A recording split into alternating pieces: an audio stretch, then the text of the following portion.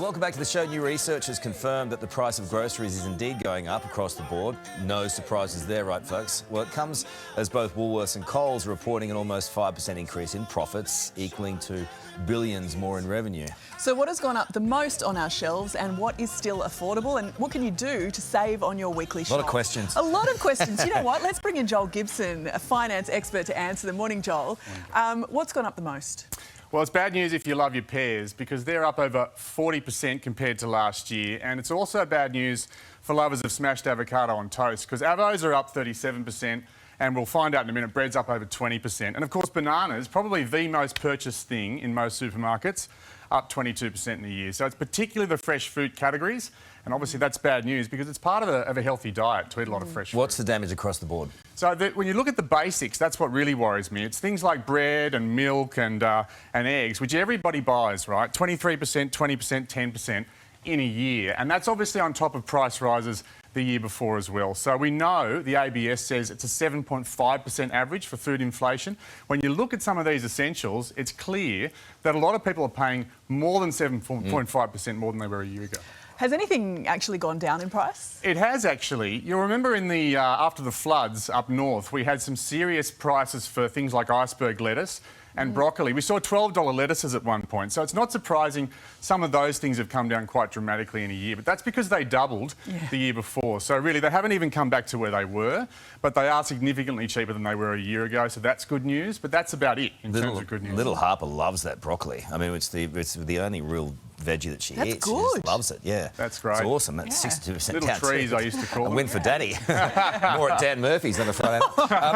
What's the biggest dollar-saving tip then for families out there? Well, I think we used to say a year ago, look for alternatives. You know, look at the home brands, look at the frozen vegetables if some of your fresh vegetables are really expensive.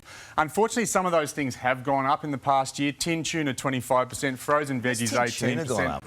Well, I guess it's the cost of the packaging, it's the cost of the transport. This is what we're hearing from the supermarkets and from growers and food, manufacturers. It's like every single input into your food is going up, therefore the inflation is being passed on. But as we've seen in the past few days, Coles and Woolies have announced, 5% growth roughly each in their profits over the past year. So what's clear is that a lot of that inflation is being passed on to the end user. We're paying the bill, and the corporate profits are still holding up, despite the fact we're paying 10 or 20%. I haven't seen that ad for a while.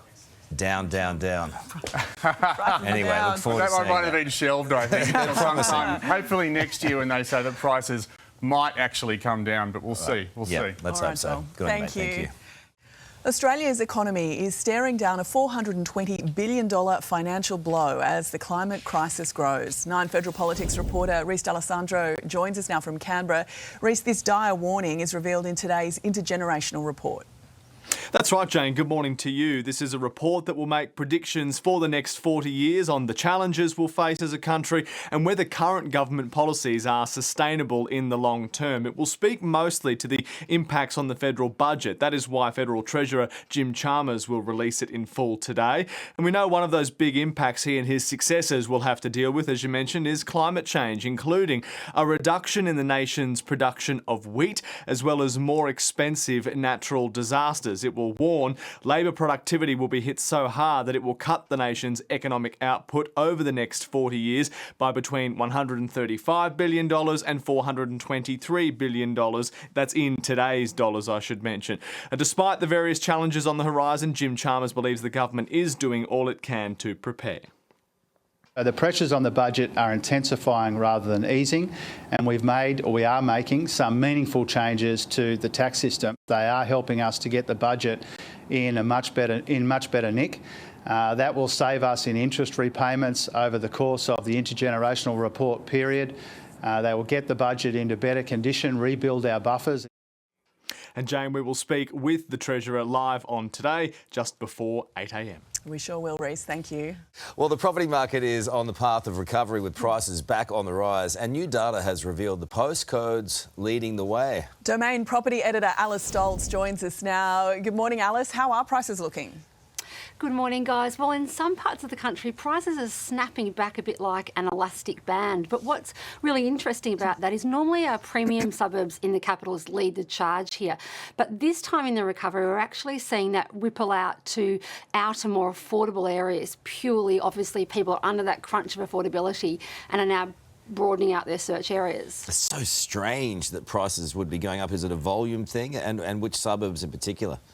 Well, Carl, it's definitely, we've clearly just had lack of supply. That's what's really underpinning price growth at the moment. And I think the encouraging thing is, we're going to look at it in a minute, but that will actually slow down in the months ahead. So if we jump around the country now, we can have a look in Brisbane, in Brisbane rather.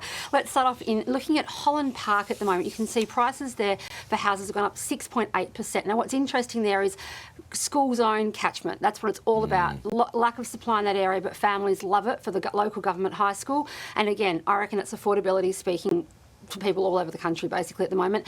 Pittwater in Sydney, clearly one of those high achieving areas, but what's interesting is Dural up 13.4%. Again, I think people are wanting that best of both worlds. Not too far from the city, but a bit of sort of regional living, you know, you can have quite close to Sydney City.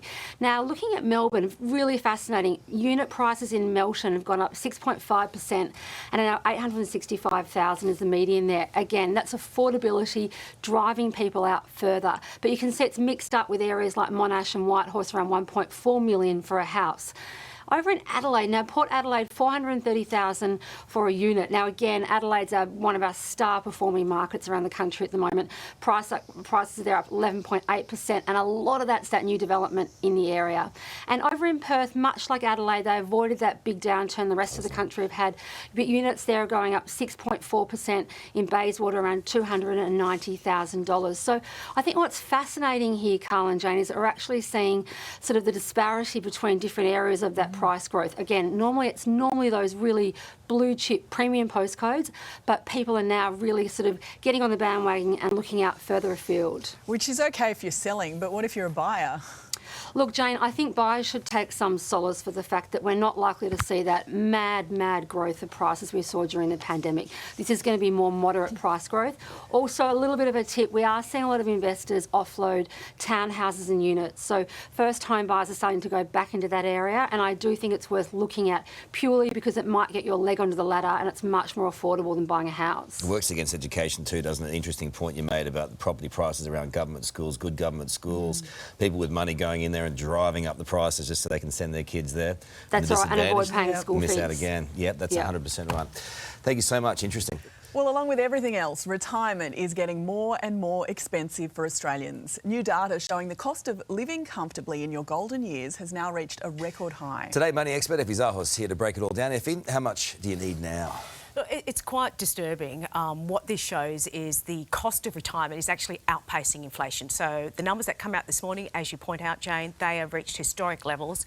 The highs here, about $70,000 is what you'd actually need as a couple.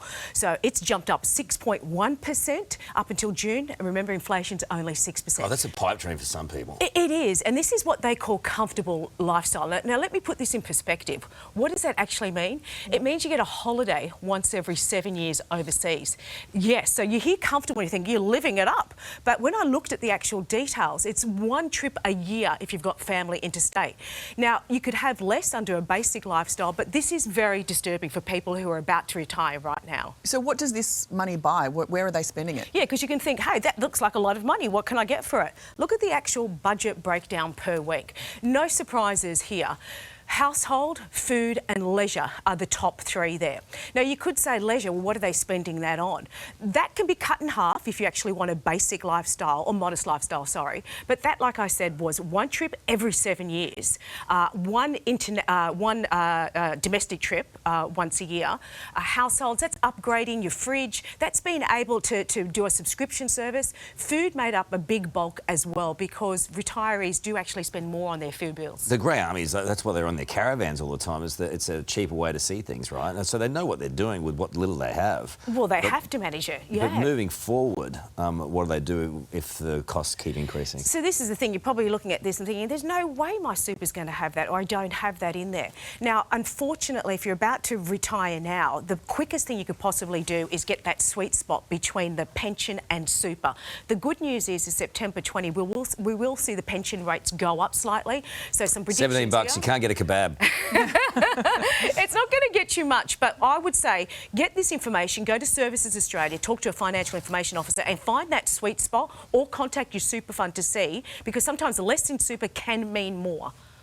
All right, Effie, finally, we've got the intergenerational report coming out today, and it's showing that government spending on the pension is actually going to drop despite our population getting older. Yeah, How and does that work? is because if you think about someone entering the workforce right now, they've got that super guarantee contribution starting from day one. So this is how much they would have, making some assumptions, because remember the super guarantee is going to jump up to 12% by 2025. What was interesting in this report is that by 2040, we're going to be spending more on concessions than we are on the pension. All right, interesting stuff. Thank you, Effie. Hey there, Today fans. Sarah and... What's my name again? Oh my God, Carl. Hey, thanks for watching our YouTube channel, though. Subscribe now for more news, special reports, and amazing Aussie stories. And Carl misbehaving, Whoa, of course. that never happens. Always happens. What's she talking about?